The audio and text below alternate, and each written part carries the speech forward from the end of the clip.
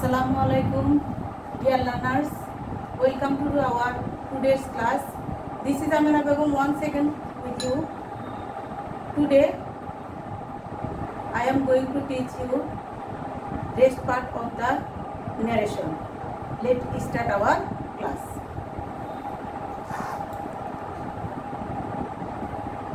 Okay.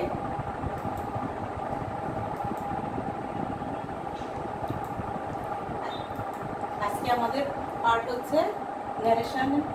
ওকে, এর আগের ক্লাসে আমি তোমাদেরকে অ্যাসার্টিভ সেন্টেন্সের কিভাবে ন্যারেশন করতে হয় শিখিয়েছি। আজ আমি শিখাবো ইন্টারগেটিভ সেন্টেন্স, ইম্পারেটিভ, অবজেক্টিভ এবং এক্সক্লেমেটরি সেন্টেন্স এবং কিভাবে প্যাসিভ ন্যারেশন করতে হয়। Okay clear? ইন্টারগেটিভ সেন্টেন্সে আমরা যদি the reporting verb changes to ask, inquire, want to know, if the question starts with a WH word, then WH word act as linker. Now, if the questions answer with yes or no, we use if whether in the sentences. Okay, এখানে দেখো example.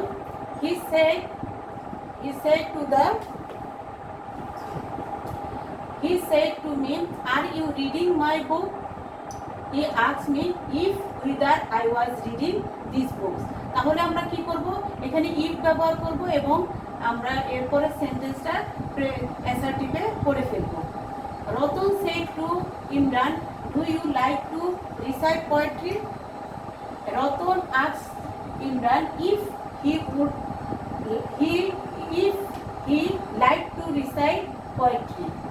He said to his father, what are you doing? Here it is a word is WH word. এখানে WH wordটা থেকে যাবে। তাহলে কি হবে? He said, এখানে asked হবে। He asked his father what he was doing. He said to me, where do you live? He said, এখানে said হবে না, saidটা ভুল হচ্ছে। He asked me where I live. এখানে এরপরেরটা ইম্পারেটিভ সেন্টেন্সে আমরা কিভাবে চেঞ্জ করব সেটা দেওয়া আছে। ওকে,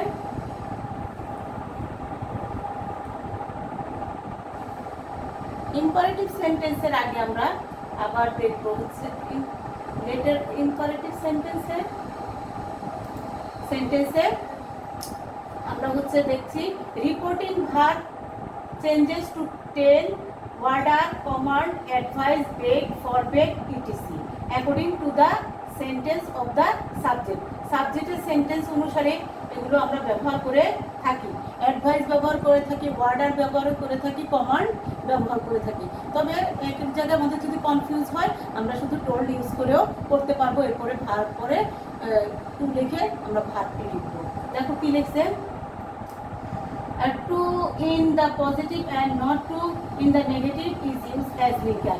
in linker হিসেবে এখানে পজিটিভ কে নেগেটিভ হিসেবে করার দরকার নেই। He said to me, please give me a glass of water. He requested me to give him a glass of water. Father said to his son, don't quarrel. The father forbade his son to quarrel.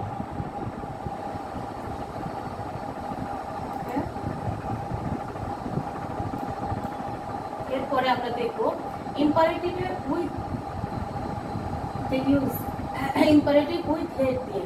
The class captain said to the student, let us help the weaker students.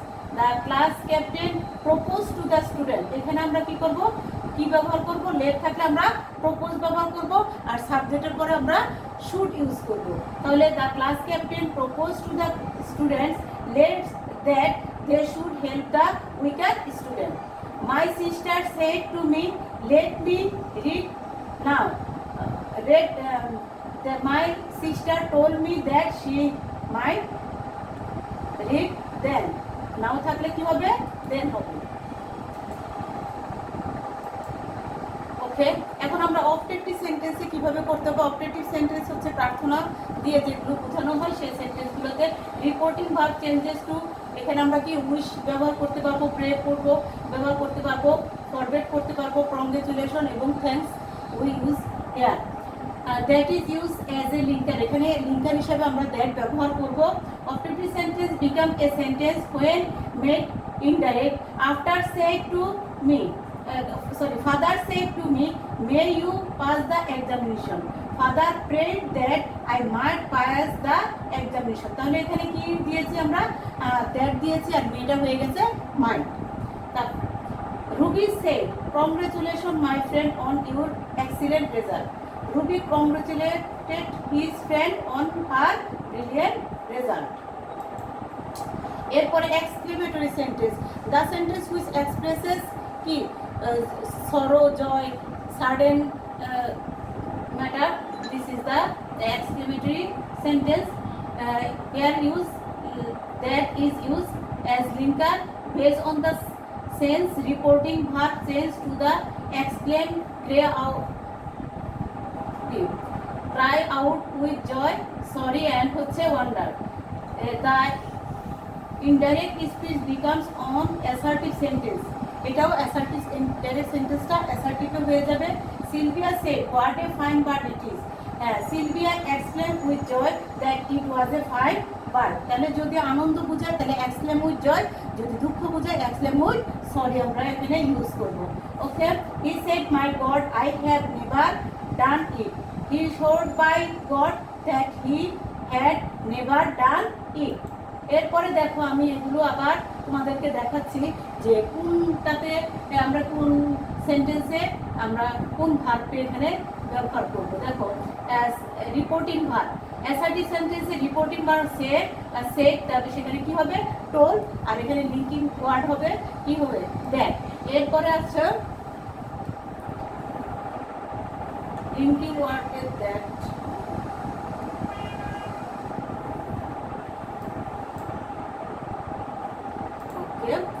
তারপরে interrogative সেন্টেন্সে আমরা সে বা সেকে change করে আমরা ask দিব, wanted to know দিব। আর এখানে হচ্ছে যদি আমাদের ডাব্লিউএস ওয়ার্ড থাকে তাহলে ডাব্লিউএস ওয়ার্ড দিব, আর ইফ অথবা হুইদার ইউজ করবো। ডাব্লিউএস থাকলে ডাব্লিউএস ওয়ার্ড থাকবে, আর যদি অক্সিলিয়ারি ভার্ব থাকে তাহলে আমরা সেখানে ইফ ব্যবহার করবো। ইম্পারেটিভ সেন্টেন্স উইদাউট লেট থাকলে আমরা টেল সেডের পরিবর্তে টেল করতে পারবো, অর্ডার দিতে পারবো, কমান্ড দিতে পারবো, রিকোয়েস্ট দিতে পারবো, ব্রেক দিতে পারবো, ফরওয়ার্ড দিতে পারবে। টু অর নট টু এখানে আমরা দিব। আর ইম্পারেটিভে সেন্টেন্সে উইথ লেট থাকলে আমরা কি করব, প্রপোজ টু দিব অথবা সাজেস্টেড, এখানে আমরা দ্যাট লিঙ্কার হিসাবে ব্যবহার করব। অবজেক্টিভ সেন্টেন্সে আমরা কি করব, উইশ ব্যবহার করব অথবা প্রে ব্যবহার করব, বিট ব্যবহার করব, আর এখানে হলো দ্যাট। এক্সক্লেমেটরি সেন্টেন্স আমরা কি করব, সেটি হচ্ছে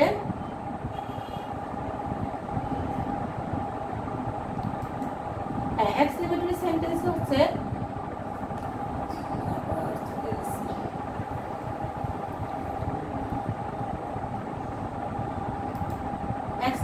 সেন্টেন্স হচ্ছে আমরা কি ব্যবহার করব, imperative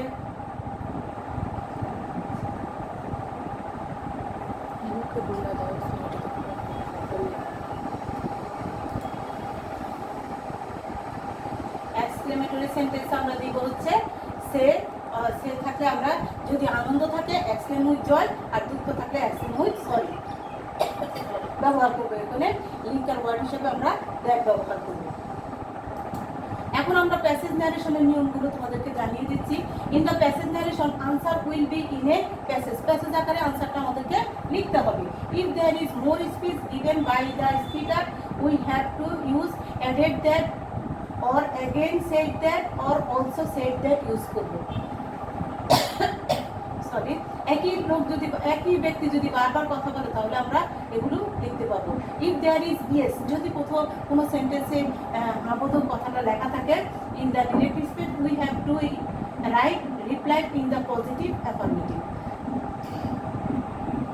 In the case of no, we have to write reply in the negative or reply negatively. Sir madam can be change respectfully, politely or জ্যাকলি। স্যার ম্যাডামকে আমরা সাধারণত রেসপেক্টফুলি ব্যবহার করে থাকি।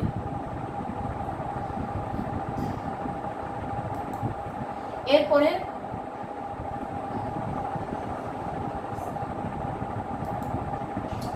লেটস প্র্যাকটিস, চলো আমরা এটা প্র্যাকটিস করি। Change the narration style on the following sentence.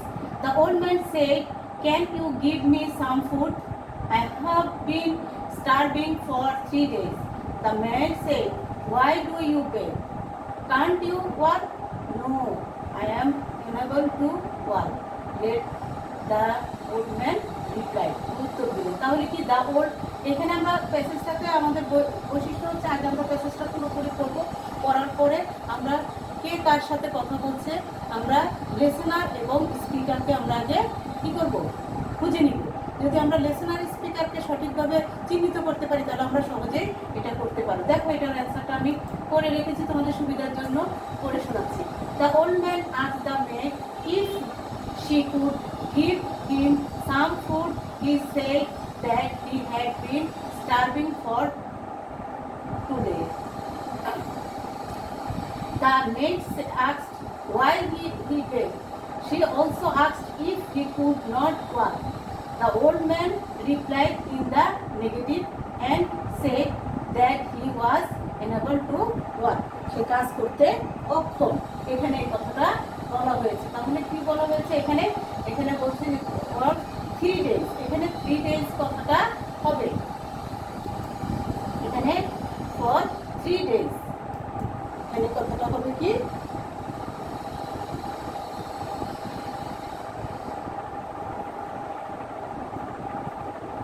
3 days সে কি করছে, না খেয়ে আছে। ঠিক আছে, তাহলে তোমরা কি বুঝতে পেরেছো?